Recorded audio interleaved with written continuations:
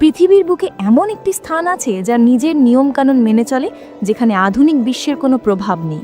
একে শুধু একটি দ্বীপ বললে ভুল হবে, এটি যেন সমুদ্রে ভেসে থাকা একটি স্বাধীন রাজ্য, যা সময়ের স্রোতে নিজস্ব ঐতিহ্য আর স্বকীয়তা বজায় রেখেছে।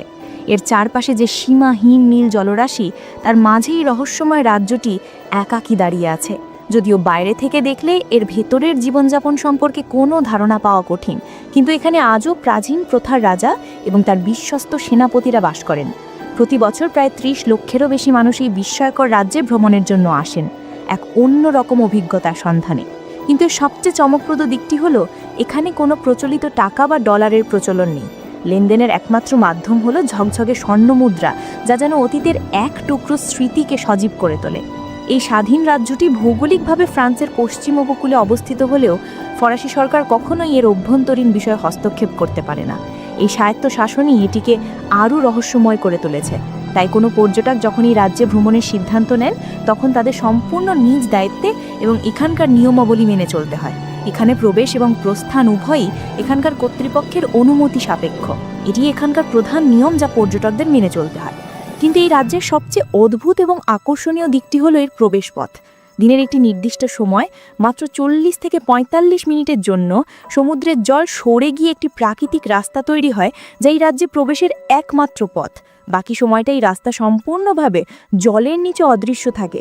এর কারণ হলো, দিনে মাত্রই 45 মিনিট সময়ে সমুদ্রের জল অনেকটাই নেমে যায়, ফলে প্রবেশপথটি দৃশ্যমান হয়।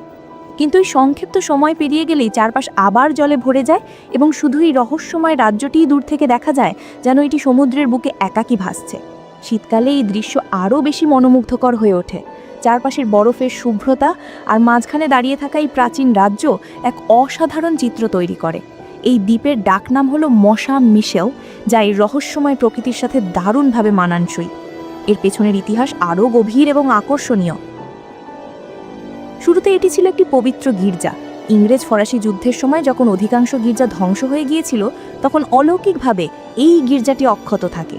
এর প্রধান কারণ ছিল এই দুর্গম অবস্থান, যেখানে পৌঁছানো ছিল প্রায় অসম্ভব। পরবর্তীতে এই গির্জাটিকে একটি বিশাল কারাগারে রূপান্তরিত করা হয়। প্রায় 70 বছর ধরে হাজার হাজার কয়েদি এখানে বন্দি জীবন কাটিয়েছেন, যা এর ইট পাথরে মিশে আছে সেই নীরব যন্ত্রণা আর বিদ্রোহের ইতিহাস। কিন্তু আশ্চর্যের বিষয়, একসময় এটি আবার রাজ্যে পরিণত হয়।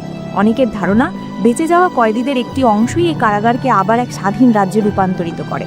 আর হয়তো সেই কারণেই এখানকার রাজা এবং সেনারা বাইরের আধুনিক পৃথিবী থেকে নিজেদের দূরে রাখতে চান, এক প্রাচীন প্রথা আর জীবনযাপনকে আঁকড়ে ধরে। ফরাসি সরকার বহুবার চেষ্টা করেছেন এই রাজ্যের অর্থনৈতিক রহস্য উন্মোচন করতে, বিশেষ করে স্বর্ণমুদ্রার উৎস জানতে। অনেক বিশেষজ্ঞ মনে করেন, ইংরেজ ফরাসি যুদ্ধের সময় এখানে বিপুল পরিমাণে স্বর্ণমুদ্রা মজুত করা হয়েছিল, যা এখনও তাদের অর্থনৈতিক ভিত হিসাবে কাজ করে। যেহেতু এটি ইউনেস্কো স্বীকৃত একটি বিশ্ব ঐতিহ্যবাহী স্থান, তাই ফরাসি সরকার চাইলেও এখানে জোরপূর্বক হস্তক্ষেপ করতে পারে না। এই রাজ্যে ভিডিও করা সম্পূর্ণ নিষিদ্ধ হলেও কিছু সাহসী পর্যটক এই নিয়ম অমান্য করে ভিতরের চিত্র ধারণ করেন, যা থেকে বাইরের বিশ্বই রহস্যময় রাজ্যের অভ্যন্তরীণ জীবন সম্পর্কে জানতে পারে। এই রাজ্যের ভিতরে এখনও কয়েকশো প্রজারা বসবাস করেন। তারা নিজেদের মতো করে ঘরবাড়ি সাজিয়েছেন, যা প্রাচীন স্থাপত্য শৈলীর নিদর্শন। এমনকি পর্যটকদের জন্য বিভিন্ন আধুনিক সুযোগ সুবিধাও তারা রেখেছেন, যা বাইরের আধুনিক বিশ্বের সাথে তাদের একটি অদৃশ্য সেতুবন্ধন তৈরি করে। এই রাজ্যটিকে দেখতে ছোট মনে হলেও এর আয়তন বাংলাদেশের একটি বড়সড় জেলা শহরের সমান। তবে ভেতরের জনসংখ্যা তুলনামূলকভাবে কম হওয়ায় এখানে একটি অদ্ভুত নীরবতা এবং কিছুটা গা ছমছমে পরিবেশ বিদ্যমান। এখানে রাতে থাকার ব্যবস্থাও রয়েছে, যা পর্যটকদের এক অবিস্মরণীয় অভিজ্ঞতা দেয়। প্রতি রাতের জন্য প্রায় 15,000 টাকার কিছু বেশি খরচ করতে হয়। তবে এর চেয়েও আশ্চর্যের বিষয় হলো, শত শত বছর ধরে সমুদ্রের ঢেউ, বন্যা এবং বিভিন্ন প্রাকৃতিক দুর্যোগ মোকাবেলা করে এই রাজ্যটি অক্ষত রয়েছে। ফরাসি সরকার বহু বছর ধরে চেষ্টা করেছেন এই রাজ্যের রাজা এবং সেনাদের আধুনিক সমাজে ফিরিয়ে আনতে এবং তাদের নাগরিকত্ব দিতে, কিন্তু তারা তাদের প্রিয় রাজ্য ছেড়ে কখনোই বাইরের পৃথিবীতে আসতে চান না।